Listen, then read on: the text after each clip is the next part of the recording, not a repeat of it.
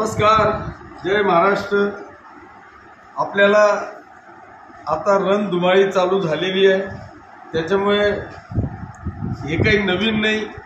आता रोज काहीतरी नवीन आणण्याचा प्रयत्न हा सालाबादाप्रमाणे दर इलेक्शनला होतो आणि त्याच्यावर लगेच आपल्याकडून काहीतरी प्रतिक्रिया येते किंवा सर्व पत्रकार मीडिया आम्हाला घेरण्याचा प्रयत्न करतात। आता हे मी गेल्या 25 वर्षापासून ही 6वी विधानसभा पाहतोय, जिल्हा परिषदा पाहिल्या, नगरपालिका पाहिल्या। असं दररोज काहीतरी वेगळं आणून समोरच्याला कसा अडकवता येईल, थांबवता येईल, प्रचारातून व्यस्ततेतून कसं त्यांना वेगळ्या दिशेने नेता येईल, हा प्रामाणिक प्रयत्न आमच्या विरोधक बांधवांकडून असतो।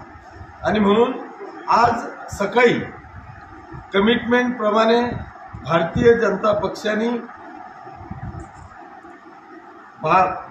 जनता पक्षाचे प्रदेशाचे अध्यक्ष आदरणीय बावनकुळे साहेबांनी एक 40 लोकांची यादी प्रसिद्ध केली आणि त्या यादीमध्ये ज्या ज्या लोकांनी बंडखोरी केली अशा सगळ्या लोकांना 6 वर्षाकरता निलंबित करण्याचं काम भारतीय जनता पक्षाने केलं।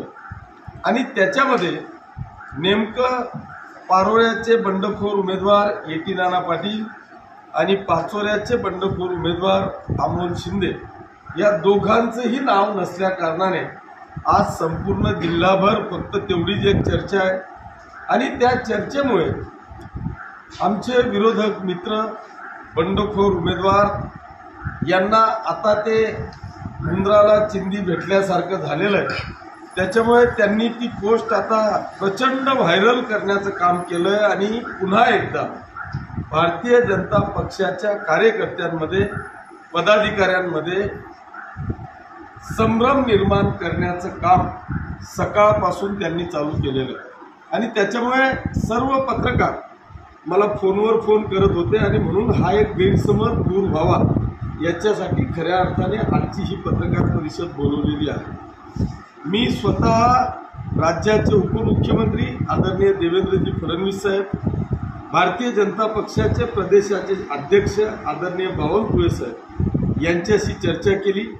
जर तुम्ही ते 40च्या 40 उमेदवारांची यादी की ज्यांना बंडखोर म्हणून त्यांनी घोषित केल्यानंतर त्यांना निलंबित करण्याचा निर्णय घेतला, असे 40च्या 40 उमेदवार हे भारतीय जनता पक्षाच्या विरोधात, म्हणजे जिथे भारतीय जनता पक्षाचा उमेदवार आहे अशा ठिकाणी ज्या ज्या लोकांनी उमेदवारी अर्ज दाखल केलेला होता किंवा बंडखोरी केलेली होती अशा लोकांना त्यांनी निलंबित केलेलं आहे। आता ज्या मित्र पक्षांच्या विरोधात भारतीय जनता पक्षाचे बंडखोर उमेदवार आहेत अशा लोकांचे त्यांनी तात्काळ पक्षाच्या पदाचे राजीनामे मागवलेले होते, ते त्यांनी स्वीकारले आणि ते मंजूरही केले। ते मंजूर केल्यामुळे त्यांना निलंबित करण्याचा प्रश्न येत नाही, कारण ऑलरेडी त्यांना पदावरून हटवलेला आहे, त्यांचा राजीनामा मागवलेला आहे आणि तो राजीनामा त्यांनी मंजूर केलेला असल्यामुळे हा जो काही गैरसमज पसरवण्याचं काम आमचे विरोधक मित्र बंडखोर अमोल शिंदे हे पसरवण्याचं जे काम करतायत हे चुकीचं आहे। हा संभ्रम निर्माण करण्याचा केविलवाणा प्रयत्न आहे। परंतु आता राज्यामध्ये ही जी युती आहे ही इतकी अभेद्य आहे की इथे आपल्या सगळ्यांच्या माहितीकरता सांगतो की या महाराष्ट्राच्या इलेक्शनमध्ये थेट या राज्यात, या देशाचे पंतप्रधान आदरणीय मोदी साहेब, भारतीय जनता पक्षाचे देशाचे नेते आदरणीय अमितजी शहा साहेब यांनी दोघांनी लक्ष घातल्यामुळे आता हा मतदारसंघ शिवसेनेचा असताना सुद्धा भारतीय जनता पक्षाचे गुजरातचे उपमहापौर यांना निरीक्षक म्हणून दिलेला आहे। ते स्वतः या मतदारसंघावर निगराणी ठेवून आहेत। इथे उद्या भारतीय जनता पक्षाचे खासदार की ज्यांच्यावर पूर्ण जिल्ह्याच्या 11 विधानसभेच्या उमेदवारांची जबाबदारी दिलेली आहे असे उद्या ते खासदार साहेब येत आहेत। आता ज्यांच्यावर विधानसभेची जबाबदारी आहे ते उपमहापौर येऊन मला भेटून गेले। त्यांचं नाव परिमल सिंग गोहल असं आहे आणि ते येऊन गेल्याच्या नंतर त्यांनी मला सांगितलं की आपण काळजी करण्याची आवश्यकता नाही। त्यांच्या समोरच मी आदरणीय बावनकुळे साहेबांशी बोललेलो आहे। त्याच्यामुळे आपण हा जो काही केविलवाना प्रयत्न आमचे विरोधक मित्र करतायत, हा भारतीय जनता पक्षाचा कार्यकर्ता आहे, हा विचारवंत कार्यकर्ता आहे। या अशा फसवणूक करणाऱ्या लोकांपासून तो 100% सावध झालेला आहे। मागच्या काळात त्यांनी अशाच पद्धतीचे चुकीचे संदेश देऊन त्या लोकांमध्ये संभ्रम करण्याचा प्रयत्न केला, मतदारांमध्ये संभ्रम निर्माण करण्याचा प्रयत्न केला। परंतु आता हा संभ्रम माझ्या माहितीप्रमाणे महाराष्ट्रात कुठेही नाही। ही युती अभेद्य आहे आणि ही अभेद्य असल्या कारणाने शिवसेना, भाजप, राष्ट्रवादी आणि RPIचे सर्व नेते या सगळ्या घडामोडींवर लक्ष ठेवून आहेत। त्याच्यामुळे हा असा कितीही नरेटिव्ह सेट करण्याचा प्रयत्न आमच्या विरोधकांनी केला तरी मित्र पक्षाच्या कुठल्याही कार्यकर्त्यावर, कुठल्याही मतदार बांधवावर याचा परिणाम होणार नाही एवढी खात्री मला या निमित्तानं द्यावीशी वाटते। आप्पा, काही भाजपची मंडळी आहे ती अजूनही काम करते अमोलदादा शिंदेसोबत, तर भाजपची जी आपली कार्यकारिणी आहे जळगावची तथा पाचोऱ्याची, ते पत्रकार परिषद घेतील का या विषयावर? नक्कीच घेतील। हा जो विषय आहे आजच आमचं ठरलं।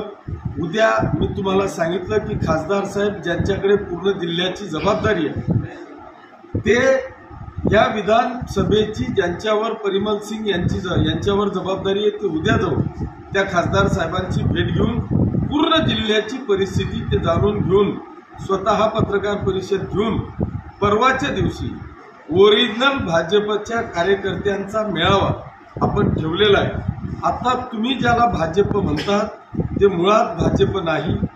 ज्या पद्धतीने करण पवारच्या माध्यमातून पारोळ्याला लोकसभेच्या वेळेत झालं, त्यांच्यावर जबाबदारी टाकली गेली। भारतीय जनता पक्षाच्या नेत्यांनी त्यांना सगळ्याच प्रकारची जबाबदारी दिली आणि त्यांनी त्यांच्या पद्धतीने त्यांच्या विचारांच्या कार्यकर्त्यांची निवड केली आणि ऐन लोकसभेला सगळी भारतीय जनता पक्ष पदाधिकाऱ्यांसह उबाठाच्या टांगणीला ते टांगले गेले असं चित्र त्या ठिकाणी होतं। ते चित्र पाचोरा शहरात किंवा तालुक्यात आहे। इथे ओरिजिनल भाजप त्या बंडखोर उमेदवाराबरोबर एकही नाही। त्याच्यावर त्यांनी भारतीय जनता पक्षाच्या नेत्यांची फसवणूक केलेली आहे, त्यांची दिशाभूल केलेली आहे आणि स्वतःच्या मर्जीतले पदाधिकारी त्या ठिकाणी नेमलेले आहेत।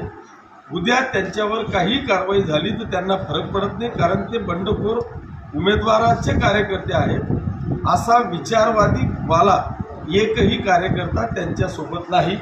ओरिजिनल भाजप ह्या युती सोबतच आहे।